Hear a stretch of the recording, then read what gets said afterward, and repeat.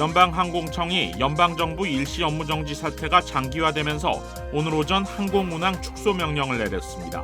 주요 허브공항을 오가는 항공편들이 대폭 줄면서 여행객들의 불편이 현실화되고 있습니다.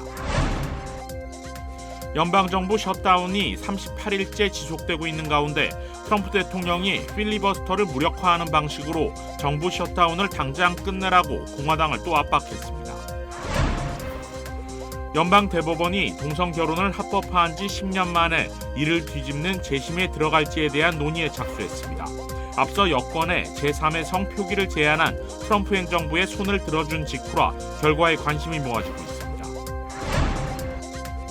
미국이 이민비자 심사 기준을 대폭 강화했습니다. 결핵과 같은 전염성 질환뿐만 아니라 당뇨병이나 비만 같은 만성 질환도 비자 발급을 거부할 사유가 될 수 있습니다. 북한이 동해상으로 단거리 탄도미사일을 발사했습니다.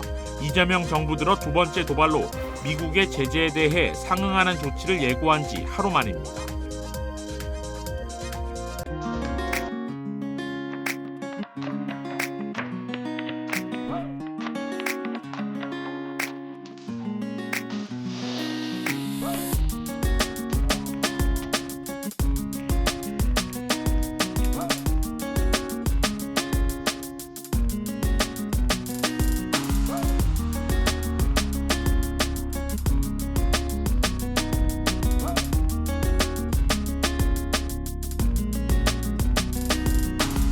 메디케어를 이용 중이신가요?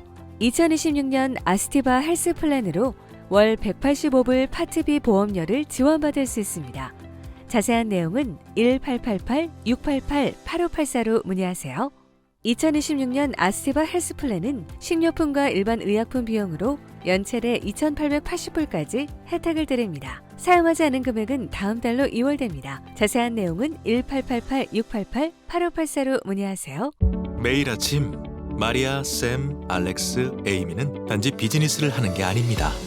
꿈을 만들어가고 있죠. CBB는 각 비즈니스의 이야기를 알고 고객 한 분 한 분께 꼭 맞는 솔루션을 제공합니다. 저희가 만드는 것은 단지 금융거래 관계가 아닙니다. 고객 한 분 한 분과의 파트너십입니다. CBB and me. CBB and me. CBB and me. CBB뱅크, 고객 한 분 한 분을 위한 금융 파트너십을 만듭니다. 늘 가족이 먼저였던 당신. 늘 우리가 먼저였던 당신. 그런 부모님의 건강을 위해 서울 메디칼 그룹이 준비했습니다. 더 많은 의사, 더 다양해진 서비스, 더 커진 네트워크로 당신의 건강을 먼저 생각합니다. 사랑하는 마음으로 가족처럼 SMG. 시청자 여러분 안녕하십니까? KBS 아메리카 뉴스입니다. 연방항공청이 연방정부 일시 업무정지 사태가 장기화되면서 오늘 오전 항공운항 축소 명령을 내렸습니다. 주요 허브공항을 오가는 항공편들이 대폭 줄면서 여행객들의 불편이 현실화되고 있는데 오늘 하루 취소된 항공편만 700편을 넘어섰습니다. 첫 소식 이우수 기자가 보도합니다. 오늘 오전 콜로라도주 덴버 국제공항 대기실. 수시간째 지연된 항공편을 기다리는 여행객들로 가득합니다. 항공기는 준비됐지만 이륙을 허가받는 것이 쉽지 않기 때문입니다. They're not going to send up planes to, as far as I'm concerned, if they can't, keep everybody safe. I just want to see it done with. We need to get back to running our country and moving forward so that positive things can happen. 연방정부 일시 업무정지 상태가 역대 최장기간에 접어들면서 연방항공청이 오늘 오전 운항 축소 명령을 내렸습니다. 일단 10% 감축이 적용됐는데 항공 관제 인력 부족에 따른 안전 우려를 최소화하기 위한 조치입니다. 불편은 결국 탑승객들의 몫입니다. 시카고 오헤어 국제공항을 찾은 여행객들은 사태가 조속히 마무리되어야 할 것이라고 입을 모았습니다. A flight gets canceled on the way there or way home. Are we going to drive, back 17 hours to get home for work on Monday? This thing is affecting, citizens, and it probably shouldn't be affecting everybody like this, right? So you know, whether it's Democrats, Republicans, or whoever. I mean, I think that these people are intelligent enough to where they should be able to come to some type of mutual understanding. 로스앤젤레스 국제공항의 상황도 심각합니다. 항공 정보 시스템에 따르면 오늘 오전에만 50편 이상의 항공편이 취소됐고 100편 이상의 항공편이 출발 지연을 겪은 것으로 집계됐습니다. 연방항공청은 무리한 근무 투입으로 인한 안전사고 억제를 위해 당분간 운항 축소 명령을 철회하지 않을 것으로 보입니다. 연방정부가 임시 예산안에 합의하는 것이 유일한 해결책인데 그 시점이 언제가 될지는 알 수 없습니다. KBS 뉴스 이우수입니다. 연방정부 셧다운이 38일째 지속되고 있는 가운데 트럼프 대통령이 필리버스터 무력화 방식으로 정부 셧다운을 당장 끝내라고 공화당을 또 압박했습니다. 앞서도 공화당 의원들은 이 요구를 무시했는데 벌써 레임덕이 된 게 아니냐는 관측도 나오고 있습니다. 김지숙 기자가 보도합니다. 트럼프 미국 대통령이 정부 셧다운을 중단해야 한다며 공화당의 필리버스터 폐지를 또 요구했습니다. 결국 민주당도 그렇게 할 거라면서 망설이는 건 큰 실수라고 비판했습니다. Most of you will admit the Democrats are going to do that, so why aren't we doing it? And I think only a foolish person would be against that. 상원에서 필리버스터를 종결하려면 전체 100표 중 60표가 필요한데 53명의 공화당 의원만으로 종결이 가능하도록 이 규칙을 과반으로 낮추라는 겁니다. 이미 한 차례 요구에도 공화당 의원들이 좀처럼 움직이지 않자 거듭 압박에 나선 겁니다. 백악관도 거들었습니다. 셧다운으로 경제적 손실이 크다며 결국 필리버스터 폐지를 협상 테이블 위에 올릴 수밖에 없을 거라고 했습니다. 실제 11월 미 소비자 심리 지수는 3년 만에 가장 낮은 수치를 기록하기도 했습니다. The impact on the economy is far worse than we expected because it's gone on for so long. And so there are now like Goldman estimates that it's over 1% or 1.5% of GDP. 다만 여전히 실행 가능성은 미지수입니다. 현재 언론은 필리버스터 폐지에 51표가 필요하지만 공화당 상원의원 15명이 필리버스터를 유지하겠다고 약속했다고 전했습니다. 또 지난 지방선거에서 공화당이 완패하면서 트럼프 대통령과 자신의 정치적 운명이 더 이상 같지 않다고 생각하는 의원들이 늘고 있다고도 전했습니다. 집권 1년도 안 돼 레임덕 조짐이 보인다는 진단이 나오는 가운데 민주당은 오바마 케어 보조금을 1년 더 연장하면 셧다운 종료에 동의할 거라며 강경한 입장을 이어갔습니다. 워싱턴에서 KBS 뉴스 김지숙입니다. 연방 대법원이 동성결혼을 합법화한 지 10년 만에 이를 뒤집는 재심에 들어갈지에 대한 논의에 들어갔습니다. 앞서 여권에 제3의 성 표기를 제한한 트럼프 행정부의 손을 들어준 직후라 결과에 관심이 모아지고 있습니다. 윤범수 기자가 보도합니다. 연방 대법원이 동성 결혼을 합법화한 것은 지난 2015년. 이후 미국에서 공식 부부가 된 동성 커플은 100만 쌍에 이르고 있습니다. 그런데 동성 결혼 허용 10년째인 올해 대법원이 이를 뒤집는 재심 여부 검토에 착수했습니다. 이번 논의는 켄터키주 전직 공무원인 킴 데이비스가 제기한 청원에 따른 것으로 데이비스는 앞서 종교적 신념을 이유로 동성 커플에게 결혼증명서 발급을 거부했다 구속됐고 이후 손해배상 소송에도 휘말렸습니다. 아직 대법원이 청원을 받아들여 동성 결혼에 대한 재심에 들어갈지는 미지수입니다. 다만 재심을 결정한다면 앞서 2022년 낙태권을 뒤집은 판결처럼 동성 결혼 합법화도 뒤집힐 가능성이 있다는 분석이 나오고 있습니다.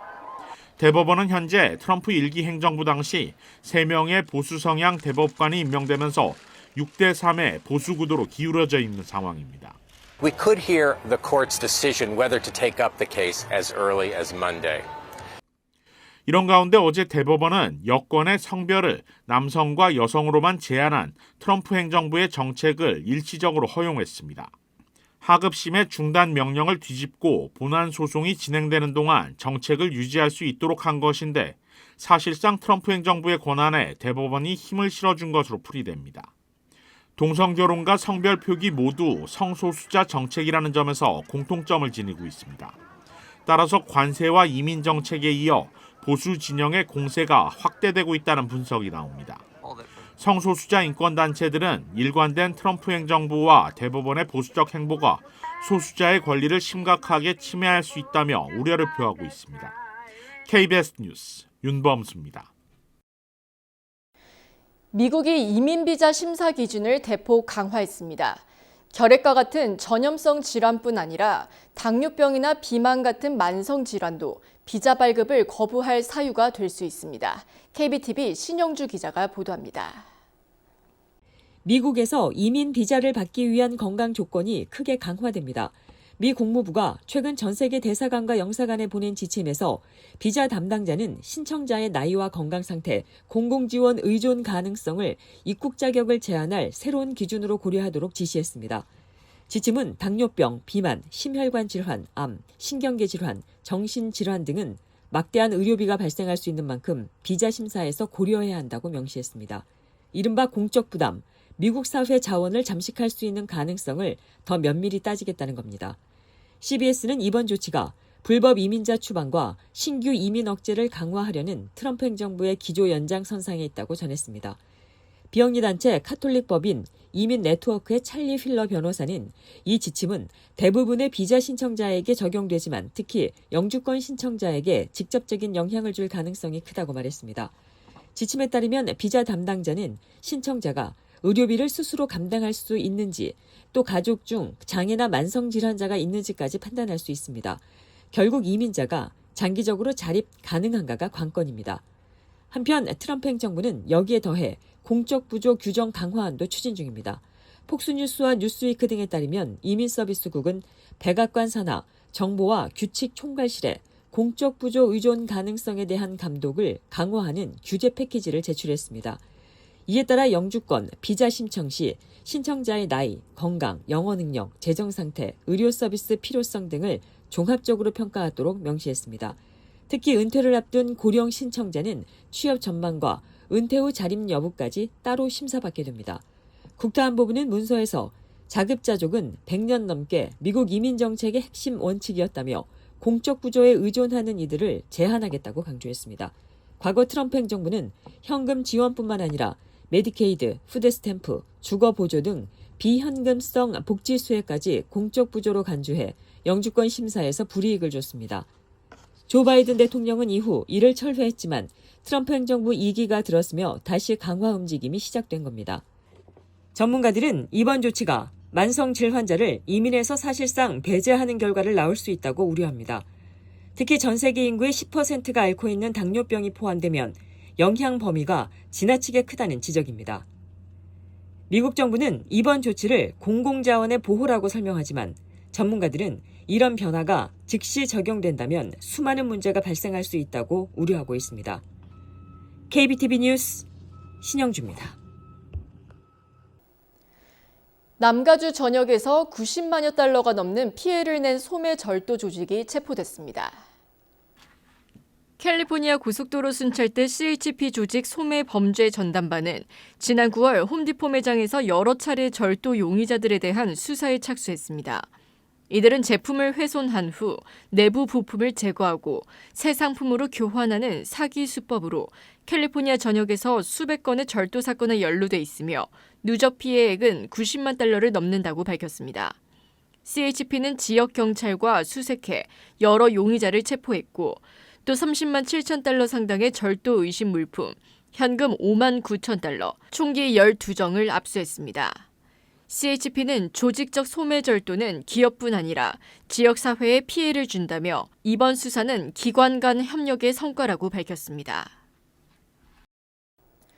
뉴욕시의 새 시장 조란 맘다니 당선인이 취임을 앞둔 가운데 연방이민세관 단속국이 뉴욕시 경찰을 대상으로 이민 단속 요원에 합류하라는 광고를 만들어 논란이 일고 있습니다. KBTV 김은지 기자입니다. 이민세관 단속국 아이스는 최근 인스타그램 계정을 통해 NYPD 경관들에게 연방 이민 단속 활동에 참여하도록 유도하는 광고를 게재했습니다. 이에 대해 주마니 윌리엄스 뉴욕시 공공옹호관은 이 광고가 시민들 사이에 혼란과 두려움을 조장하려는 시도라고 비판했고, 브래드 랜더 뉴욕시 감사원장 역시 이민 단속과 공공안전의 명분이 아니라 백인 민족주의적 어젠다의 연장선이라고 평가했습니다. NYPD 노조는 경관들의 과중한 근무와 저임금 문제를 오히려 부추기는 광고라며 뉴욕 경찰이 이런 방식으로 동원돼서는 안 된다고 강하게 반발했습니다. KBTV 뉴스 김은지입니다.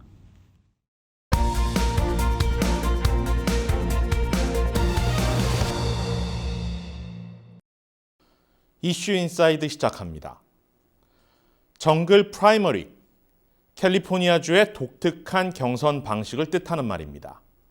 예선에서 정당에 상관없이 상위 득표자 1, 2위가 최종 결선에 진출하는 방식인데 쉽게 말해 민주당 또는 공화당 후보끼리 결선에서 맞붙을 수 있다는 말입니다.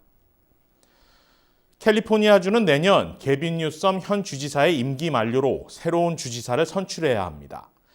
19명의 후보 가운데 그동안 각종 여론조사에서 선두를 달려온 후보는 민주당 케이리 포터 전 연방 하원의원입니다.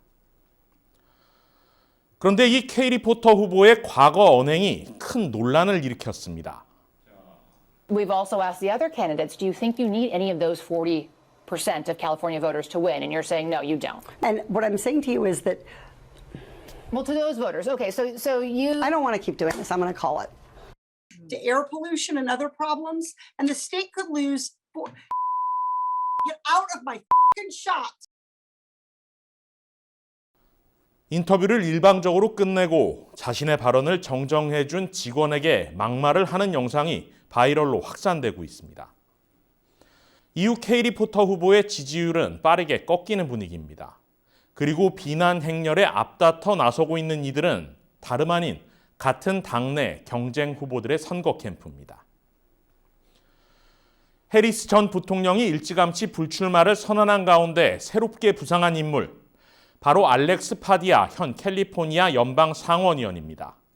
지난 6월 국토안보부 장관 기자회견장에서 FBI 요원들에게 체포당하면서 유명세를 탔죠. 이 대표 라티노 정치인은 출마 선언도 하기 전에 각종 여론조사에서 다른 후보들을 압도했습니다. 심지어 주지사에 당선될 경우 자신이 자리를 비운 상원의원직에 게빈 뉴섬 현 주지사를 임명해 대선 레이스에 힘을 실어줄 것이라는 그럴듯한 시나리오까지 나왔습니다. 그런데 이런 파디아 상원의원이 지난 화요일 돌연 불출마를 선언했습니다. 이 때문에 또 다른 물밑 거래가 있었던 것이 아니냐는 의구심도 일고 있습니다.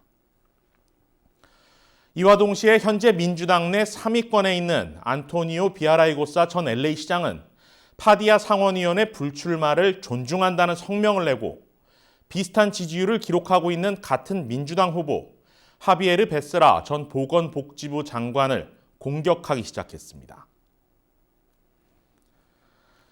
이런 가운데 공화당 지지 유권자 사이에선 강력한 후보가 나올 수 있다는 기대감이 일고 있습니다. 한인들도 많이 가는 명소죠. LA 더 그로브몰과 글렌데일 아메리카나 앳 브랜드를 개발한 부동산 재벌 릭 카루소입니다. LA 시장 선거 당시 민주당으로 당적을 옮겼지만 사실상 보수 성향의 인사로 평가됩니다. 실제 출마를 저울질하고 있는 것으로 알려진 가운데 출마하면 단숨에 유력 후보가 될 것이라는 예상입니다. 민주당 후보 누구도 뚜렷하게 치고 나오지 못하는 상황이 이어지고 있는 가운데 이러다 블루스테이트에서 보수 성향의 후보들끼리 결선에 진출하는 것 아니냐는 다소 비현실적인 이야기까지 거론되고 있습니다. 캘리포니아를 비롯해 루이지애나와 워싱턴 등 극히 일부 주만 채택하고 있는 정글 프라이머리. 상당히 민주적으로 보이지만 그 안을 들여다보면 정글이란 단어가 내포하고 있는 의미만큼 혼탁하고 치열합니다. 정글보다 살벌한 정치판에서 같은 당 후보들의 이전 투구는 내년 6월 예비선거까지 계속될 전망입니다. 그때까지 무슨 일이 벌어질지는 아직 아무도 모릅니다. 이슈 인사이드였습니다. 이어지고 있다. 내 손에서 가능성으로 이어지고 있다. 가능성이 도전으로 이어지고 있다. 도전이 성공으로. 패시비의 능력이 나의 능력으로. 내가 만난 새로운 능력. 피시빌리티 PCB뱅크. 북한이 동해상으로 단거리 탄도미사일을 발사했습니다. 한국 이재명 정부 들어 두 번째 도발로 미국의 제재에 대해 상응하는 조치를 예고한 지 하루 만입니다. 조혜진 기자가 보도합니다. 북한이 또다시 동해상으로 탄도미사일을 발사했습니다. 우리 군은 낮 12시 35분쯤 북한 평북 대관 일대에서 동해상으로 발사된 단거리 탄도미사일 궤적의 발사체 한 발을 포착했습니다.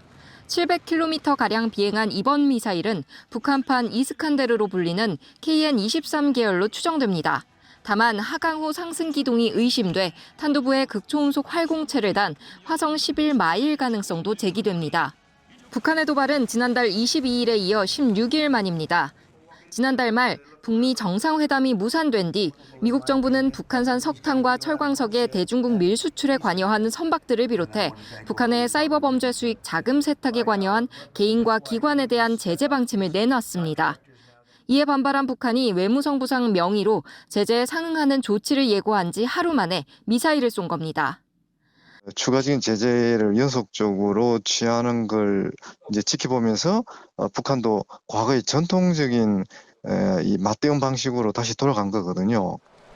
한편 700km라는 비행거리를 고려할 때 지난 5일 부산에 입항한 미 항공모함 조지 워싱턴함을 겨냥한 걸로도 풀이됩니다. 한미 군사훈련을 겸한 이런 미 전략자산의 한반도 전개는 이 단거리 탄도 미사일도 반응해온 것이 경험적 사례이다. 정부는 긴급 안보 상황 점검 회의를 열고 한반도 평화를 위협하는 행동을 중단하라고 촉구했습니다. KBS 뉴스 조혜진입니다. 원달러 환율이 1,450원대 후반까지 상승했습니다. 오늘 서울 외환시장에서 달러화 대비 원화 환율의 주간 거래 종가는 전일보다 9.2원 오른 1,456.9원입니다. 주간 거래 종가 기준으로는 지난 4월 9일 1,484.1원 이후 약 7개월 만에 최고치입니다. 환율은 전장보다 0.4원 높은 1,448.1원으로 출발해 장중 1,458.5원까지 상승했습니다. 주요 6개국 통화 대비 달러 가치를 나타내는 달러 인덱스는 전일보다 0.17% 내린 99.856 수준입니다.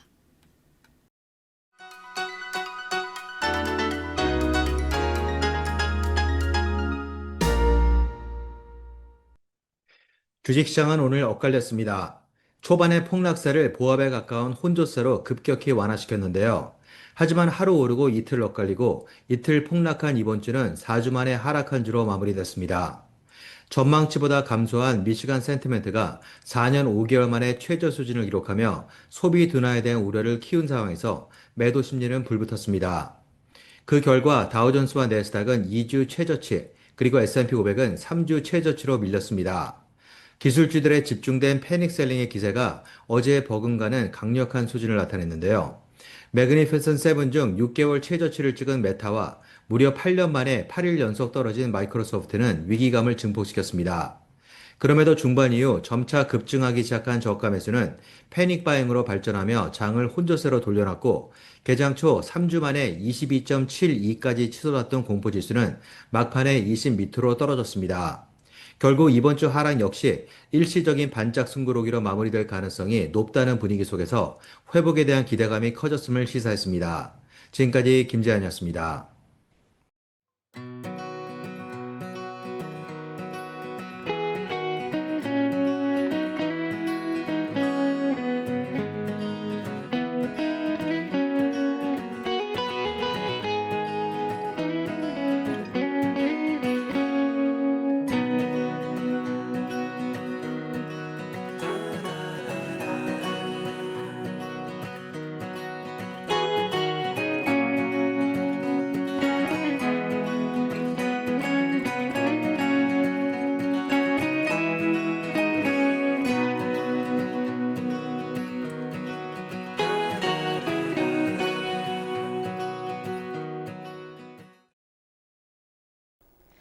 KBS 아메리카 뉴스 오늘 소식은 여기까지입니다. 편안한 주말 보내시기 바랍니다.